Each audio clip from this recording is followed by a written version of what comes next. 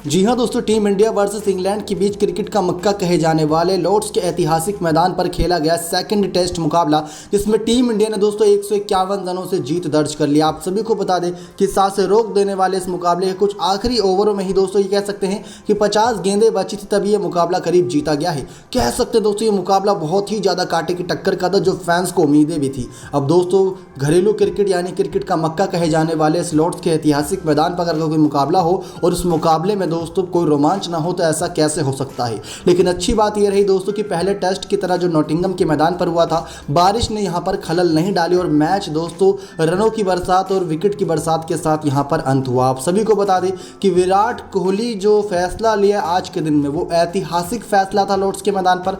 ऐसा फैसला कभी नहीं लिया, क्योंकि सेकेंड इनिंग में टीम इंडिया ने पारी को डिक्लेयर किया। दोस्तों लॉर्ड्स के मैदान पर टीम इंडिया के बड़े से बड़े कप्तान ने कप्तानी करी, लेकिन किसी ने भी आज तक पारी को डिक्लेयर नहीं किया।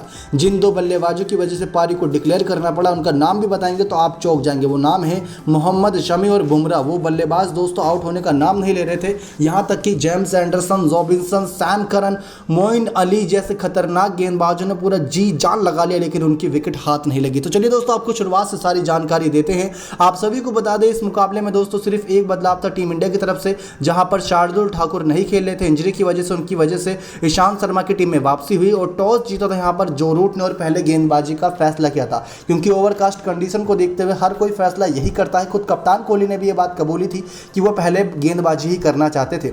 लेकिन अगर इस मुकाबले के साथ जो टॉस हारे, वो उनका 36वां करियर का टॉस था जो टेस्ट में हारे थे। इससे पहले महेंद्र सिंह धोनी 34 टॉस हार चुके थे, लेकिन 36वां टॉस हार के विराट कोहली ने एक अनचाहा रिकॉर्ड बनाया सबसे ज़्यादा टॉस हारने का। फर्स्ट इनिंग बल्लेबाज करने उतरी दोस्तों टीम इंडिया की टीम ने 364 रन बनाए और ऑल आउट हो गई थी। आप सभी को बता दें जिसमें सबसे बड़ा योगदान रहा केएल राहुल के बल्ले से, जिसमें 250 गेंदों में 129 रन की पारी केएल राहुल ने खेली। उनकी विकेट रॉबिन्सन ने ली थी, लेकिन उनका साथ रोहित शर्मा ने भी बखूबी दिया था। 83 रन की पारी 145 गेंदों में रोहित शर्मा ने खेली, 11 चौके 1 छक्के की मदद से। उसके बाद दोस्तों कोहली ने 103 गेंदों में 42 रन की पारी, रविंद्र जडेजा ने 120 गेंदों में 40 रन की पारी और पंत ने 37 रन की पारी की। मिली जुली सबके रन मिलाकर 364 टोटल बने। लेकिन सबसे अहम दोस्तों केएल राहुल की पारी ही रही। अगर यहां पर दोस्तों केएल राहुल के बल्ले से इतने रन नहीं निकलते तो टीम इंग्लैंड की यहां पर जीत होती और यहां पर अभी जीत में कसीदे टीम इंग्लैंड के लिए पड़े जा रहे होते।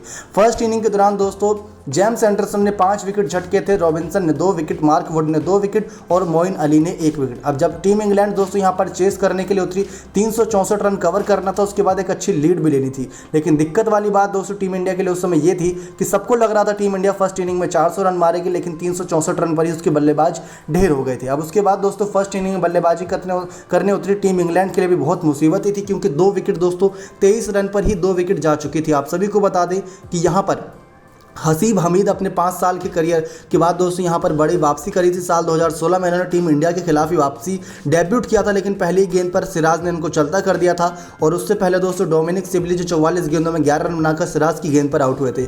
Back to back first inning में 2 विकेट लेने के बाद दोस्तों टीम इंग्लैंड पूरी तरीके से मुसीबत में थी, लेकिन कप्तान जो रूट और रोरी बंस ने यहाँ पर मुसीबतें खड़ी करी, जहाँ पर 136 गेंदों में 49 रन की पारी रोरी बंस के बल्ले से निकले 7 चौके की मदद से, लेकिन एलबीडब्ल्यू आउट करा मोहम्मद शमी ने, जिसके बाद एक बड़ी सफलता हाथ लगी। फिर दोस्तों कप्तान जो रूट ने दूसरे छोर को संभाले रखा और 180 रन की पारी खेली 321 गेंदों में। जॉनी बेस्टो ने 57 रन बनाकर उनका साथ दिया, बाकी किसी बल्लेबाज ने साथ नहीं दिया। टोटल दोस्तों फर्स्ट इनिंग के दौरान टीम इंग्लैंड ने 391 रन बना लिए थे कप्तान जो रूट की 180 रन की नाबाद पारी की बदौलत। 10 के 10 विकेट दोस्तों चटका दी थी टीम इंग्लैंड की। अब सेकंड इनिंग दोस्तों खेलने उतरी। चौथे दिन की शुरुआत यहां पर टीम इंडिया ने करी, जहां पर चौथे दिन में 181 रन बने थे टीम इंडिया के बल्लेबाजों के द्वारा। और उसके बाद दोस्तों आज 5वें दिन की शुरुआत हुई। तो टोटल दोस्तों फर्स्ट इनिंग के बाद सेकंड इनिंग में टीम इंडिया ने 298 रन बनाए थे। अब जो 391 रन टीम इंग्लैंड ने बनाए थे पहले, उसमें 27 रन माइनस करेंगे तो पाएंगे कि आपको यहां पर कि कम से कम 200 से ज़्यादा का ही चेस करने को था यहां पर इंग्लैंड की टीम के सामने, जहां पर टोटल आंकड़ा निकलता है 271 रनों का। 272 बनाने थे जवाब में टीम इंग्लैंड को, जहां पर दोस्तों आप सभी को बता दें कि नाक में दम तो सबसे ज़्यादा जिस बल्लेबाज ने करा वो कोई और नहीं दोस्तों, शुरुआत में पुजारा और रहाणे टीम इंग्लैंड के लिए बहुत मुसीबत खड़ी करे। कोहली राहुल रोहित बहुत जल्दी आउट हो गए थे दोस्तों। राहुल 5 रन बनाकर आउट हो गए थे, रोहित शर्मा 21 रन पर आउट हो गए थे, कोहली 20 रन पर आउट हो गए थे।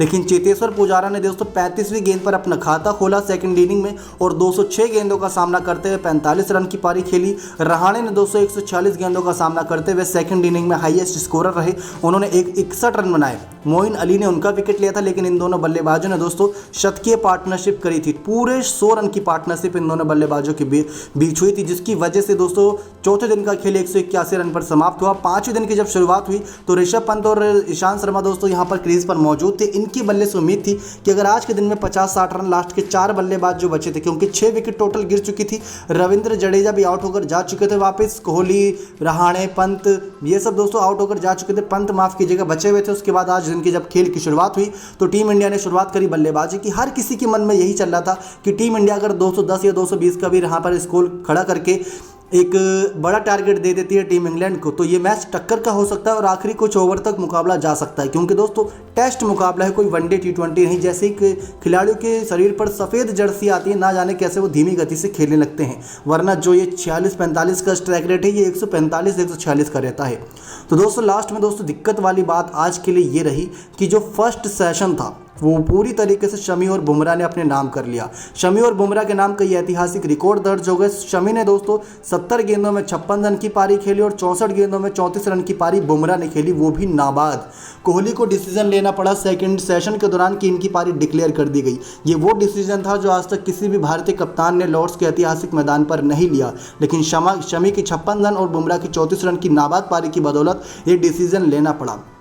शमी ने छक्का मार के अपना अर्धशतक कंप्लीट किया था। दोस्तों आप सभी को बता दें कि विराट कोहली, सचिन तेंदुलकर, ऐसे कई और दिग्गज खिलाड़ी हैं जो लॉर्ड्स के मैदान पर कभी अर्धशतक तक नहीं जमा सके, जिसमें दोस्तों कई और दिग्गज खिलाड़ियों का नाम शामिल है। सचिन तेंदुलकर और विराट कोहली ही दो नाम बहुत महान हैं, लेकिन यहाँ पर शमी ने दोस्तों इस मैदान पर अर्धशतक लगा के एक नया कीर्तिमान अपने नाम स्थापित कर लिया। 9वें विकेट के लिए इन दोनों ने दोस्तों 77 रन करीब जोड़े और जो छक्का मारा था वो 92 मीटर का था। इससे पहले भी 2 बहुत लंबे लंबे हिट मारे थे, लेकिन वो चौके में तब्दील हो गए थे, 6-7 सेंटीमीटर की दूरी पर ही गिर गए थे। बुमराह ने भी अच्छी पारी खेली, लेकिन आपको बताएं कि सेकंड इनिंग में जोस बटलर और ये सब बहुत अच्छा करे और कुछ मौके पर दोस्तों लड़ाई भी होती नजर आई मैदान पर, क्योंकि जोस बटलर और बुमराह के बीच लड़ाई हो गई थी। आपसी जो विवाद होता है, बहस हो जाती है, वो हो गई थी। लेकिन इसी के चलते कहीं ना कहीं गुस्सा भर गया था बुमराह के अंदर। फिर उसके बाद उन्होंने अगली गेंद पर चौका मार के जताया कि वो कितने गुस्से में है। कोहली भी दोस्तों लॉर्ड्स के इस ऐतिहासिक बालकनी से पूरा मैच देख रहे थे, वो भी काफ़ी नाराज दिखे। बीच में दोस्तों एम्पायर को भी आना पड़ा। कई मौके पर दोस्तों ये बल्लेबाजों को स्लैच कर रहे थे, ताकि स्लैच मतलब कि उनको परेशान करें, ताकि उनकी एकाग्रता भंग हो और वो तेज़ी से अपनी विकेट खो दें। लेकिन यहाँ पर बुमराह और शमी की खास बात यही रही कि वो किसी भी तरफ ध्यान नहीं दिया, अपनी बल्लेबाजी की तरफ ध्यान देते हुए रन बनाते चले गए, बनाते चले गए, बनाते चले गए। तो दोस्तों 181 रन पर चौथे दिन का खेल समाप्त हुआ था। तो सेकंड सेशन आते आते यहाँ पर जसप्रीत बुमराह और शमी ने 298 तक टीम का स्कोर 8 विकेट के नुकसान पर पहुंचा दिया था। आप सभी को बता दें कि जब 7वां विकेट गिरा था ऋषभ पंत का, तब टीम का स्कोर 194 था, और जब 8वां विकेट गिरा था ईशांत शर्मा का 209 रन पर, तब टीम का स्कोर टोटल 209 रन था। अब उसके बाद 298 पहुंचा है, यानी कि करीब करीब बहुत खतरनाक बल्लेबाजी हुई दोनों ही बल्लेबाजों के बीच। 89 रन की दोस्तों ये बड़ी पार्टनरशिप दोस्तों हमें देखने को मिली, और ये ऐतिहासिक पार्टनरशिप हमेशा इतिहास के पन्नों में दर्ज हो गई। जितनी तारीफ़ करें शमी और बुमराह की उतनी कम है, क्योंकि दोस्तों फर्स्ट इनिंग में इंग्लैंड की बल्लेबाजी के दौरान भी सिराज ने 3 विकेट लिए थे, शमी ने 2 विकेट, ईशांत ने 3 विकेट। बुमराह का खाता खाली था, हर किसी को लग रहा था बुमराह यहाँ पर कारगर साबित नहीं होंगे, लेकिन अच्छे कारगर साबित हुए। उसके बाद दोस्तों यहाँ पर एक कमाल की बात ये देखने को मिली, जब सेकंड इनिंग में चेस करने के लिए उतरी यहाँ पर टीम इंग्लैंड 271 रन का एक टोटल 272 बनाने थे, तो रॉरी वंश और डोमिनिक सिबली बिना खाता खोले ही वापस लौट गए पवेलियन। इतिहास में यह भी पहली बार हुआ है कि जब टेस्ट क्रिकेट में इंग्लैंड के 2 ओपनिंग बल्लेबाज बिना खाता खोले वापस चले गए। हसीब हमीद 9 रन ही बना पाए, तो दूसरी तरफ दोस्तों जो रूट जो सबसे खतरनाक रहे पूरी सीरीज़ के दौरान, वो अभी तक 60 गेंदों में सिर्फ 33 रन ही बनाकर आउट हो गए थे। बुमराह की गेंद पर 5 चौके मारे थे जो रूट ने। जॉनी वेस्टो 2 रन बनाकर आउट हुए। जोस बटलर ने पारी को संभाल रखा था, लग रहा था एक समय पर कि लास्ट की बची 25-50 गेंद भी ये खेल जाएंगे, उसमें करीब 3 विकेट चाहिए थे। लेकिन जैसे ही जॉस बटलर आउट हुए 120 रन पर, वैसे ही दोस्तों 120 रन पर 9वीं विकेट और 10वीं विकेट भी आ गई, क्योंकि सिराज ने 51वें ओवर की दूसरी गेंद पर लिया जॉस बटलर का विकेट और 51वें ओवर की 5वीं गेंद पर जेम्स एंडरसन का विकेट लेकर चलता कर दिया। मोहम्मद सिराज ने इस सेकंड इनिंग में भी दोस्तों 4 विकेट लिए, ईशांत शर्मा ने 2, जसप्रीत बुमराह ने 3 और मोहम्मद शमी ने 1 विकेट लेकर ये मैच पूरी तरीके से 151 रनों से जीत दर्ज कर ली। 120 रन पर ही दोस्तों इंग्लैंड की टीम को सेकंड इनिंग में रोक दिया गया। ये इतिहास से कम नहीं है दोस्तों। जो कुछ भी आज मैदान पर हुआ वो देखने लायक था। काफ़ी कुछ ऊंचा नीचा हमने देखा इस सीरीज़ के दौरान। इस मैच के दौरान केएल राहुल पर ढक्कन फेंके गए चैंपियन के, साथ ही साथ कई बार स्लैच किया गया भारतीय खिलाड़ियों को, ऊंचा नीचा बोला, कोहली से बहस हुई, जेम्स एंडरसन की, बुमराह की, जोस बटलर से हुई, सैम करन के साथ हुई थी। हर किसी का कोई ना कोई विवाद चल रहा था, लेकिन इस मैच में टीम इंडिया ने जीतकर सभी को साबित कर दिया कि टेलेंडर हो, मिडिल ऑर्डर हो या ओपनर हो, डर कर रहना कभी भी कोई भी मार सकता है, चाहे वो आखिरी बल्लेबाज ही क्यों ना बचा हो। तो यहाँ पर तो दोस्तों एक बात क्लियर है कि टीम इंग्लैंड ने तो तौबा कर ली होगी कि अब तो भाई इंग्लैंड चाहे एक भी बल्लेबाज बचा हो टीम इंडिया का, उसके खिलाफ भी रणनीति बनाकर उतरना है। चलिए दोस्तों, अब इतिहास के पन्ने पलटते हैं और आपको बताते हैं कुछ ऐतिहासिक रिकॉर्ड जो इस मैच के दौरान बने थे। आपको बता दें दोस्तों, इस मैच के दौरान कुछ खास चीज़ें हमें देखने को मिली, क्योंकि 10 साल में पहली बार ऐसा हुआ है, एशिया से बाहर किसी भारतीय जोड़ी ने 10 साल में पहली बार 9 विकेट के लिए 50 या उससे ज़्यादा रनों की साझेदारी अंजाम दिया। जसप्रीत बुमराह और मोहम्मद शमी ने अंतिम दिन लॉर्ड्स टेस्ट में कमाल किया। इससे पहले 10 साल पूर्व राहुल द्रविड़ और अमित मिश्रा की जोड़ी ने किंगस्टन के मैदान पर 2011 में 9वें विकेट पर यह कमाल किया था। 100 साल में दोस्तों ऐसा पहली बार हुआ है जब मोहम्मद शमी ने नाबाद 56 रन और जसप्रीत बुमराह ने 34 रनों की पारी खेली है। पिछले 100 सालों में पहला मौका है जब भारत के लिए किसी ने 9 और 10 नंबर में बल्लेबाजी करते हुए एशिया से बाहर दोनों ने 25 से ऊपर का स्कोर बनाया। एंडरसन के साथ दोस्तों 10 पारियों में ऐसा पहली बार हुआ है जब पारियों में महान जेम्स एंडरसन के साथ पहली बार ऐसा हुआ कि वो किसी भी पारी में बिना विकेट के रह गए। लॉर्ड्स टेस्ट की पहली पारी में उन्होंने 5 विकेट लिए, लेकिन दूसरी पारी में एक भी विकेट उनके खाते में नहीं आया। साथ ही साथ दोनों ओपनर डक आउट हो गए दोस्तों इंग्लैंड के, ये भी पहला बार हुआ है इतिहास में। और टॉप 3 बल्लेबाज के डक, आपको बता दें टीम इंडिया लॉर्ड्स टेस्ट के अंतिम दिन दूसरी पारी में 8 विकेट पर 298 रन बनाकर पारी घोषित कर दी। घर से बाहर भारत ने सबसे ज़्यादा बार 19 बार लॉर्ड्स के टेस्ट में मैदान पर टेस्ट मैच खेला है, लेकिन ये पहला मौका था जब भारत ने पारी घोषित की है, वो भी कप्तान थे विराट कोहली। मौका किसकी वजह से मिला? मौका मिला दोस्तों यहाँ पर जसप्रीत बुमराह और मोहम्मद शमी की वजह से। आपको बताएं दोस्तों, ये तो बहुत सारी कमाल की बातें हो गई, लेकिन मोहम्मद शमी और जसप्रीत बुमराह ने 120 गेंदों का सामना करते हुए 89 रनों की अटूट साझेदारी की है। भारत के लिए 9वें विकेट के लिए सबसे टेस्ट में मजबूत दावेदारी में से एक है। शमी और बुमराह ने किरण मोरे और वेंकटपति राजू के 1991 में मेलबर्न टेस्ट में ऑस्ट्रेलिया के खिलाफ 77 रन की साझेदारी के रिकॉर्ड को पीछे छोड़ा। दिलचस्प बात यह है कि पहली बार जब भारत के 2 स्पेशलिस्ट गेंदबाजों ने मिलकर सबसे बड़ी साझेदारी की। इससे पहले 2018 में अफगानिस्तान के खिलाफ ईशांत शर्मा और उमेश यादव ने 34 रन जोड़े थे। ये पार्टनरशिप 10वें विकेट के लिए हुई थी। वहीं मोहम्मद शमी और जसप्रीत बुमराह ने इंग्लैंड के खिलाफ भारत की ओर से 9वें विकेट के लिए सबसे बड़ी साझेदारी का रिकॉर्ड ही बनाया। इन दोनों से पहले एक रिकॉर्ड कपिल देव और मदन के लाल के नाम था, जहां 1982 में 66 रन उन्होंने जोड़े थे। तो ये दोस्तों एक के बाद एक बड़े रिकॉर्ड बनते ही गए। और ऐसा दोस्तों आने वाले और मैचेस में हमें देखने को मिलेगा, क्योंकि अभी 3 और बाकी हैं मैचेस टेस्ट के। तो ये दोस्तों बड़े रिकॉर्ड्स की भी बात हो गई, और साथ ही साथ बात हो गई पूरे स्कोर कार्ड हाईलाइट की।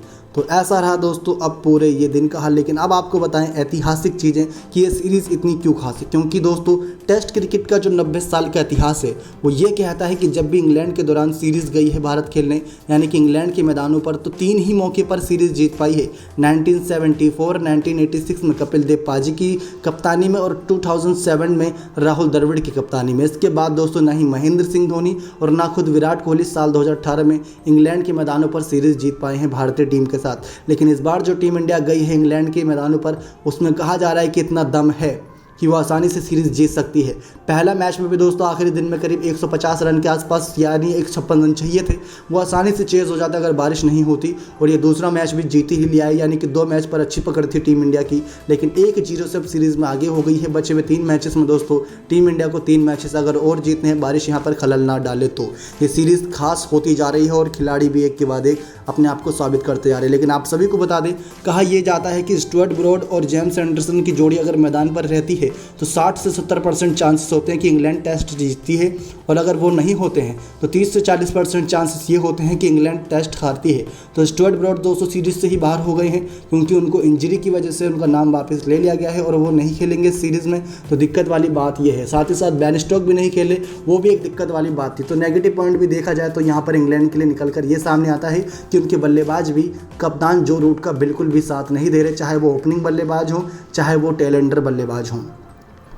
लेकिन कुछ भी कहें दोस्तों, ये सीरीज़ यहाँ पर शुरुआत जीत के साथ की है टीम इंडिया ने। क्या आपको भी लगता है टीम इंडिया सीरीज़ जीत पाएगी? तो लाइक कर दीजिएगा, साथ ही साथ चैनल पर बने रहिएगा सब्सक्राइब करके, और अगले टेस्ट मुकाबले की सारी जानकारी आपको हमारे चैनल के माध्यम से मिल जाएगी।